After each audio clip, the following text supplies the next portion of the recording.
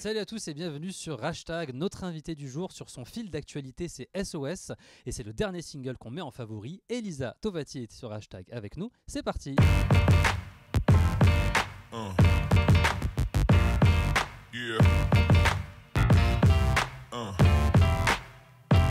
Salut Elisa. Salut. Merci d'être avec nous.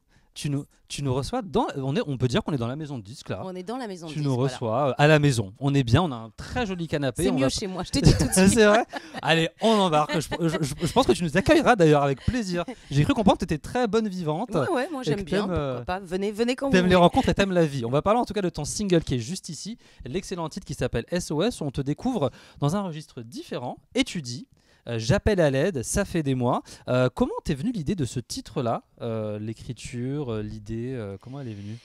Écoute, ça fait quelques années maintenant que je fais ce métier de chanteuse et de comédienne et je trouve qu'on passe notre temps à avoir un masque, à jouer un rôle.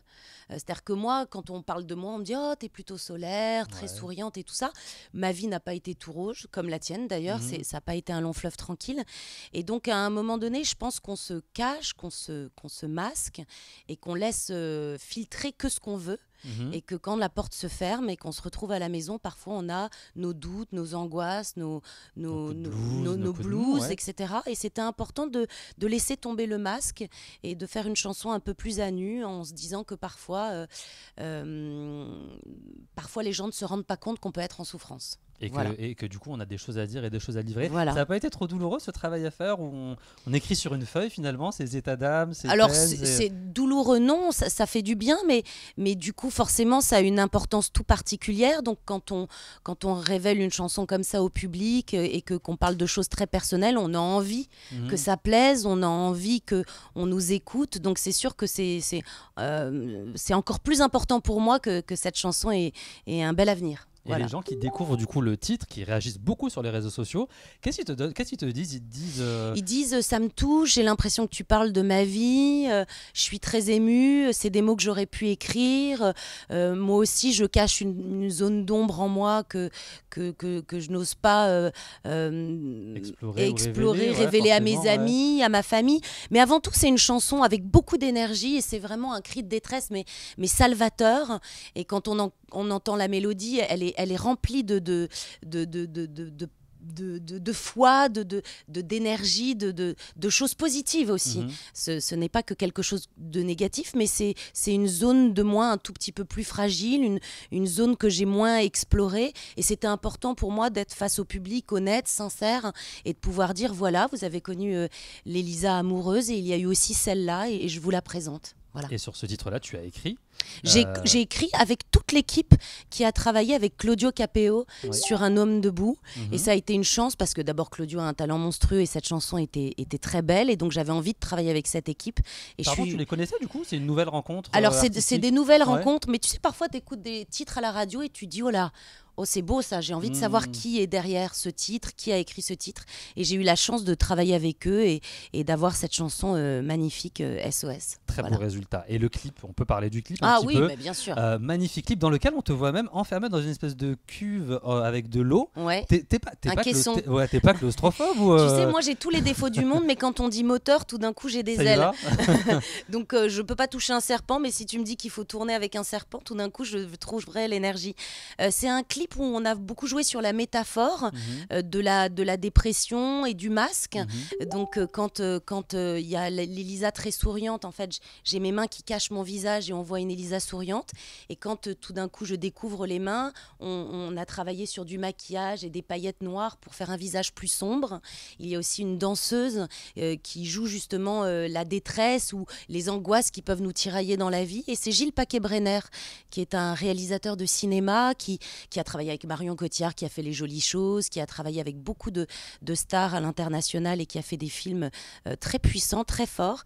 Et c'est un ami, quelqu'un que je connais depuis longtemps, et je lui ai demandé de réaliser ce titre et de le mettre en image. Et j'étais très contente du résultat parce que c'était ce que je voulais. Ça exprime vraiment du coup voilà. le texte et d'histoires que tu avais envie de raconter. Tu as Voilà. d'ailleurs mis le making-of, je vous invite à le regarder, c'est sur ta page Facebook, je crois. Exactement, T'as mis le sur ma making-of, page Facebook, sur Twitter aussi, Twitter et, aussi, et même ouais. sur Instagram. Mmh. On a fait un making-of pour montrer un peu les coulisses de ce caisson d'eau Ouais, c'est ça. et comment on m'a maquillée avec ses paillettes noires et le travail avec la danseuse. Et c'est toujours bien de voir un peu les coulisses d'un clip, j'aime bien. Comment ça se passe, effectivement.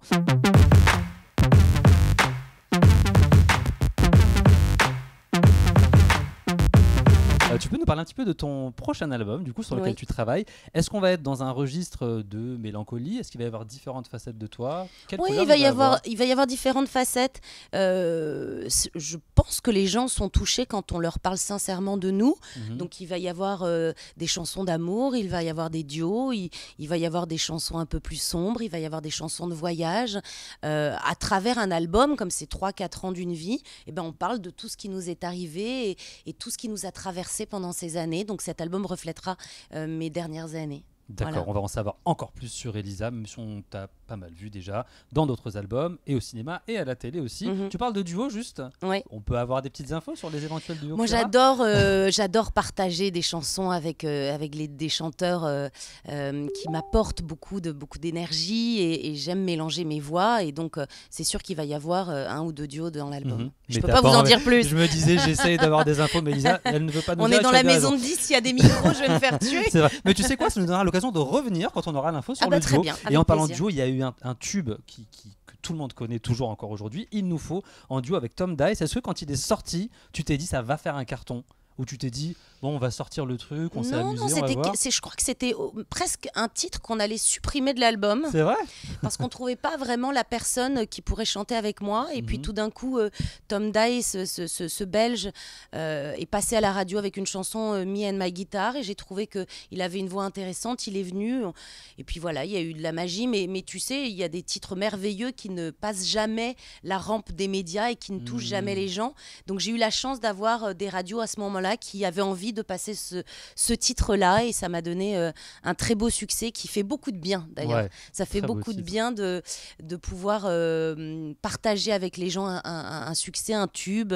Il y a des gens qui sont mariés sur cette chanson et j'ai eu plein de témoignages très très touchants du public. Donc ça a vécu, ça vit Mais ça encore vit très toujours. longtemps. C'est Ouais. c'est- Allez c'est l'écouter toujours dans pour les ceux qui l'ont classements, peut-être c'est pas un entendu. gold, il paraît. Ouais, c'est vrai. Il nous faut Tom Dice avec Elisa Tovati. L'album méditerranéenne. Tu sais que j'arrive jamais à dire méditerranéenne, même pendant Parce que t'es l'interview. peut-être méditerranéen, non? Ça. Du coup, je le fais un petit peu à l'oriental.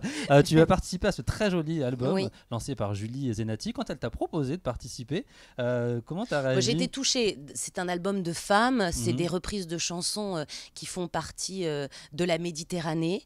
Et c'est un lien, une passerelle entre ici et là-bas. Et c'est des femmes fortes, haute en couleurs. Julie est quelqu'un que j'apprécie énormément, qui chante merveilleusement bien. Mhm. Et donc de faire partie des albums collégiales, c'est tout le temps, c'est gai, c'est agréable, voilà, de faire un bout de chemin avec toutes ces femmes et de porter haut les couleurs de la tolérance, de la Méditerranée, du multiculturel. Donc voilà, j'étais Un heureuse. album qui fait du bien. On vous Oui. invite aussi à l'écouter. Très Un bel petit mot album. sur Danse avec les stars. On a interviewé le cher Christian Millette, là, pas Ouais. longtemps, qui nous a confié que tu lui avais donné des super conseils qu'il utilise encore aujourd'hui pour gérer les réseaux sociaux. Ouais. Quand vous vous êtes mis d'accord, en fait, il te donnait un cours de danse et tu faisais un cours de réseaux Non, sociaux. non, c'est quand Où il il a, découvrait le c'est quand truc. il a été éliminé, il était un peu triste, déprimé. Enfin, Ah je sais ouais pas si c'est déprimé, mais il aurait pu chanter Allô SOS, aidez-moi. C'était ça. Il t'a inspiré peut-être une Et partie de la je lui ai chanson. expliqué qu'en fait, le vote du public, ils allaient vraiment aussi, surtout sur des gens, sur des danseurs qu'ils connaissaient, Bien qui sûr, les ouais. avaient fidélisés. Et donc, je disais que Christian n'était pas connu, venait du Canada, n'avait pas des réseaux sociaux très, très développés, n'avait pas beaucoup de likes, beaucoup de fans. Et je lui disais qu'il fallait qu'il travaille là-dessus et qu'il Mhm. fidélise des gens et qu'il apprenne aux gens qui il est vraiment et qui montre un peu plus de lui. Et donc, je crois qu'il m'a écouté. Et je Ça crois même marche qu'il bien. a plus de gens que moi sur C'est ses vrai. réseaux sociaux. Il faut se faire l'inverse, les amis. Il faut aller sur le compte d'Elisa. Et ça Oui, lui a porté venez. chance parce que les années d'après, il est remonté dans les classements parce que je pense qu'il y avait peut-être Exactement. plus de gens qui te suivaient. Il est remonté dans les classements. Mais moi, ce que j'aime bien, c'est d'abord, je voulais vous dire que c'est moi qui m'occupe de mes propres réseaux. Instagram tous les jours, je tweete et je suis très présente sur Facebook. J'adore vos commentaires et j'aime beaucoup cette interaction qu'on peut avoir en direct avec les fans, avec le public. Et ça me plaît. Voilà, j'aime ça. Je ne sais pas si je le fais bien, mais je le fais assez instinctivement. Et d'ailleurs, si vous avez des remarques, n'hésitez pas. Ouais, commentez l'interview quand elle va être publiée, parce qu'on va la mettre sur Facebook aussi. Dites-nous si vous aimez.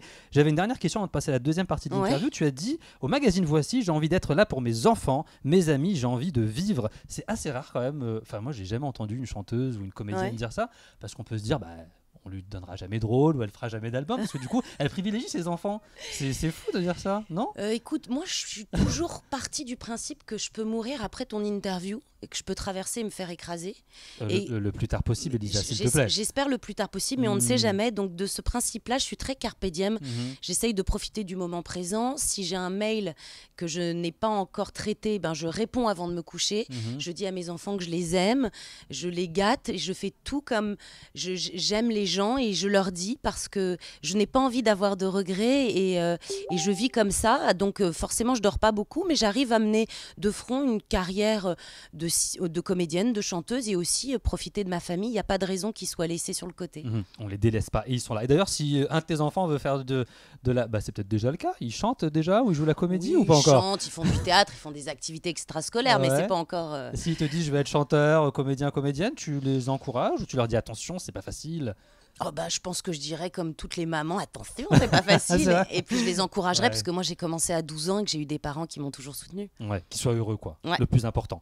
Elisa, ton single en tout cas c'est SOS, un excellent titre qu'on vous invite à regarder sur YouTube et il est en téléchargement déjà, donc on peut le télécharger et nous mettre des petits commentaires. On va passer tout de suite à la deuxième partie de l'interview avec Elisa Tovati. À tout de suite.